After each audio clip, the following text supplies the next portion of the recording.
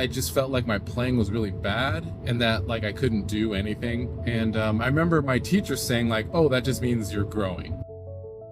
Good morning, it's Sunday and I'm on my way to Long Beach for a drum set gig. So let's go. And if you're new to this channel, hi, my name is Kaz. I play drums for a living, and in this vlog series, I take you along with me on a gig and we talk about gig related stuff. If you've been here before, or if you've been watching these videos, you might have noticed that the vlog, like the interval between vlogs has been slowing down. And I've been going through like, what I've heard it called is the dip. I guess the way I would describe it is you're enthusiastic or you got momentum with something, and then it starts slowing down for whatever reason. And I'm not 100% sure what my reason is. So starting this vlog, I was trying to not be like a perfectionist about stuff. I was just gonna talk about whatever came to mind, cut it real quick in the editing software and put it up. And I think as I've gone along, I've wanted these vlogs to be better. Better in my case, meaning, I don't know, better discussion topics or just having the words that I say be more interesting and engaging. But I think because I have been wanting to make things better, it makes me second guess things a lot. It makes me feel like when I have a first draft edit that it's not good, and I think I get discouraged and I just stop editing. So I need to remember to get back to what I wanted in the beginning, was to just put these out there. Because I do still enjoy doing these, but because of that mindset that I have now, it makes it less fun. And that's all on me. That's not because I don't have fun making vlogs. Now, I've definitely experienced something like this with drumming. When I was at MI, I loved that school. I loved learning. I was trying to absorb as much as I could there. So I was practicing a ton. And I remember at some point feeling like, feeling good. I was improving. I was learning more things. And then at some point I felt really crappy. I just felt like my playing was really bad and that like I couldn't do anything. And I remember my teacher saying like, oh, that just means you're growing. And I kind of understand that more now. Like when you don't know what you don't know, you can't see the things that, you might consider not good.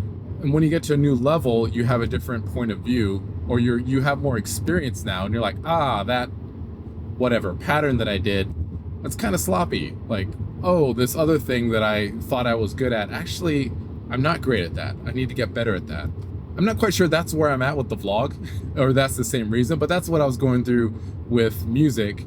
And so all that to say that the dip, I think, can happen in any field that you're in. And it can happen, I think, multiple times throughout your career or your timeline for whatever it is that you're doing. So I just got to get past this dip. I think a couple videos ago, I think was number 50 for this vlog, which I think is more videos than I've done on my other channel, which is the EV channel.